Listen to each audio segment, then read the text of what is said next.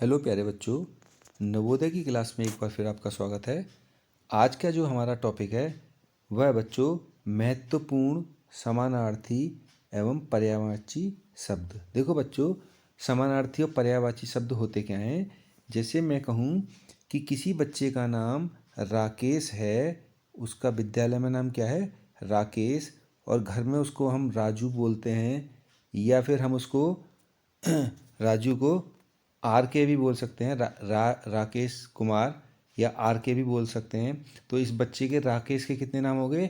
School में नाम उसका राकेश है, और स्कूल में उसका नाम राकेश है, और घर में उसको कोई राजू कहता है, कोई आर के कहता है, या किसी अन्य नाम से संबोधित करता है। किंतु वो जो व्यक्ति है उसका नाम क्या है, राकेश। तो उसका हम चाहे नाम राकेश कहें या राज कहें या आर के कहें, इन तीनों का मतलब क्या है बच्चों, एक ही है। तो ठीक इसी प्रकार से जो हमारे समानार्थी या पर्यायवाची शब्द होते हैं वह होते एक ही हैं, किंतु उसके नाम अलग अलग होते हैं। उनको हम पर्यायवाची शब्द के नाम से जानते हैं, या समानार्थी, उसके समान।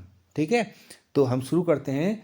इसमें जो बच्चों हमारे महत्वपूर्ण पर्यायवाची शब्द हैं उनको मैंने चयनित करके एक एक करके 30 इस वीडियो में और 30 अगली वीडियो में आपको देखने को मिलेंगे। टोटल आपको 60 का मैंने एक समूह बनाया है, जो कि आपके नवोदय या फिर हिमज्योति, राजीव नवोदय या अन्य प्रतियोगी परीक्षाओं में आपके काम में आएगा। तो इनको आप ज़रूर याद करें और इनको देखते हैं फिर आज की वीडियो में। पहला है हमारा अंधेरा। देखो बच्चों, अंधेरा, अंधेरा के मैंने 3 ही 3 लिए हैं, इससे अधिक भी हो सकते हैं। तो आप पहले इन्हें याद कर लीजिए, अगर आपको और ज़रूरत हो तो और भी याद कर सकते हैं। ठीक है, तो अंधेरे को हम बोल सकते हैं तम। तम मतलब भी अंधेरा होता है। और अंधकार, अंधकार मतलब अंधेरे का ही पर्यायवाची शब्द है। तिमिर, तिमिर मतलब भी अंधेरा होता है। इसी प्रकार से अगला है हमारा अंबर। अंबर क्या होता है बच्चों, अंबर मतलब आकाश। हम रोज़ देखते हैं ना अंबर, उसका नाम आकाश भी है, इसका नाम गगन भी है, और इसका नाम नभ भी है। ठीक है, तो इसके 3 पर्यायवाची शब्द हो गए। अब मैं आपको एक ट्रिक बताता हूँ बच्चों। जैसे आप कभी ऊपर आकाश को देखो तो उसका नाम आकाश मत लीजिए, आप कभी गगन के नाम से बोलिए, कभी नभ के नाम से बोलिए, कभी अंबर के नाम से बोलिए। तो इस तरीके से आपको याद भी हो जाएगा और आपको महसूस भी नहीं होगा कि हम इसको याद कर रहे हैं। इसीलिए रोज़ आप क्या करें, बदल बदल के उसका नाम लीजिए। जैसे ऊपर देखते हैं तो आकाश मत बोलिए, गगन, अगले दिन नभ, अगले दिन अंबर। इस तरीके से आपको एक दिन में एक पर्यायवाची शब्द याद हो जा रहा है और आपको पता भी नहीं पड़ा, खेल खेल में आप इस चीज़ को सीख भी जा रहे हैं। ठीक है, आगे है अग्नि।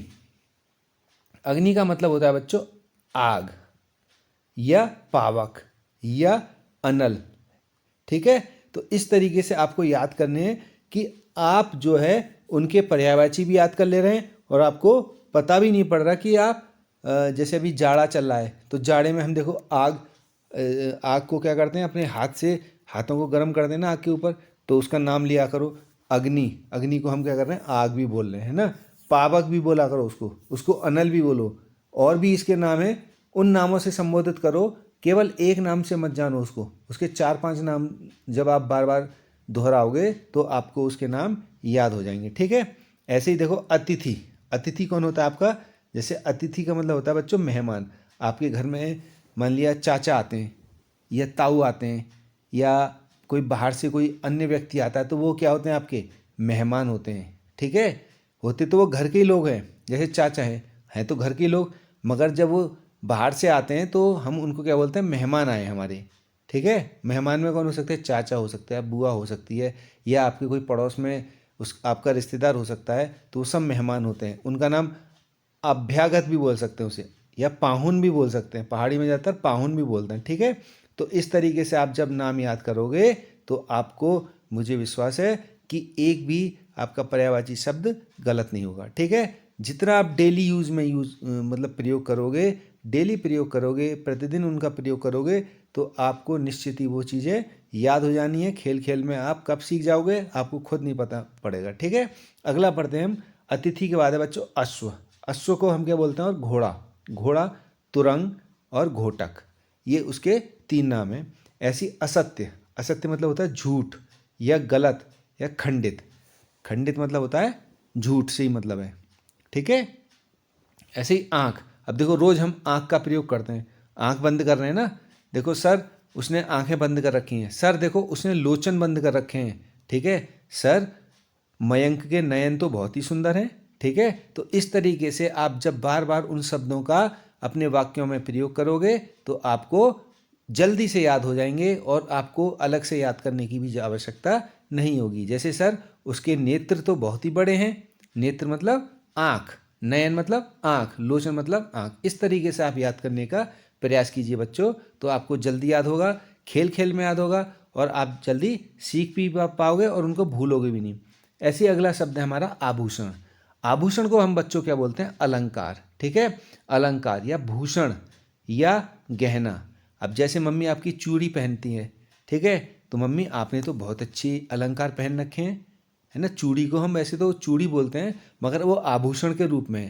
जैसे मम्मी हमारे पहाड़ों में जो सोने की क्या कहते हैं वो पहनते हैं ना हम, चूड़ियाँ, या पौंजी बोलते हैं, ठीक है, या किसी भाषा में और कुछ बोलते होंगे, तो उनका नाम अलग हो सकता है तो वो चूड़ी का ही काम कर रहे हैं ना, तो है तो आभूषण ही। जैसे गला बंद किसी ने पहन रखा है तो है आभूषण ना।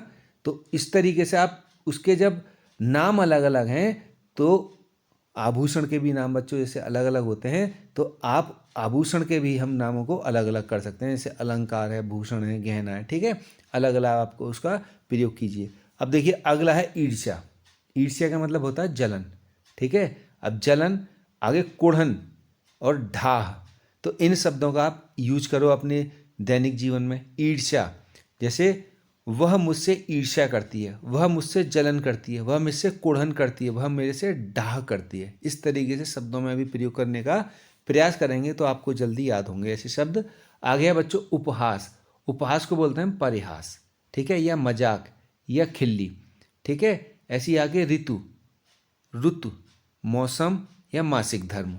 ऐसी आपका ऐश्वर्य, वैभव, समृद्धि या संपन्नता। तो आप जब इनको डेली यूज करोगे तो बच्चों आपको जल्दी याद होंगे और कोशिश ऐसी करें कि आप उनको अपने शब्दों में या खेल खेल में याद करने का प्रयास करें। आगे है औरत। औरत को क्या बोलते हैं? हम स्त्री बोलते हैं, जोरू भी बोलते हैं और नारी भी बोलते हैं, ठीक है। तो इस तरीके से ये औरत के हमारे पर्यायवाची शब्द या समानार्थी शब्द हो जाते हैं। कंठ, कंठ मतलब होता है गला। आगे गर्दन, गर्दन को भी हम कंठ बोल सकते हैं, और ग्रीवा, ठीक है। ऐसे आगे कपड़ा, कपड़ा को वस्त्र, चीर या वसन। ऐसी कर, कर को हाथ, पाण या भुज। ऐसी किताब, अब देखो किताब का हम रोज प्रयोग करते हैं ना, तो किताब को और क्या बोल सकते हैं? हम पुस्तक बोल सकते हैं, ग्रंथ बोल सकते हैं, पोथी। मेरी पोथी कहाँ है? मेरी किताब कहाँ है, मतलब मेरा ग्रंथ कहाँ रखा है आपने, ठीक है। तो इन शब्दों को आप इस तरीके से वाक्यों में प्रयोग करते रहिए। जरूरी नहीं आपको बार बार किताब, अब जैसे आप किसी से किताब मांग रहे हो तो कहो कि भाई मेरी पोथी दे दो, ठीक है, या सर मेरे को वो पोथी चाहिए, ठीक है। तो आपको शब्दों का बार बार उसका नाम बदल देना है, ठीक है, तो आपको जल्दी से याद हो जाएगा। फिर आगे आपको पोथी के बाद है फिर हमारा किनारा। किनारा मतलब होता है तट या तीर या कूल। ऐसे पुष्प, पुष्प को हम बोलते हैं सुमन, कुसुम या फूल। ठीक इसी प्रकार से खग, खग मतलब होता है पक्षी या विहंग या परिंदा, ठीक है। अब जैसे आपने कोई पक्षी देखा होगा तो आप किसी को बोल सकते हो आपने वो खग देखा, खग मतलब पक्षी से ही कहते हैं, ठीक है। ऐसी विहग भी बोलते हैं, परिंदा भी बोलते हैं।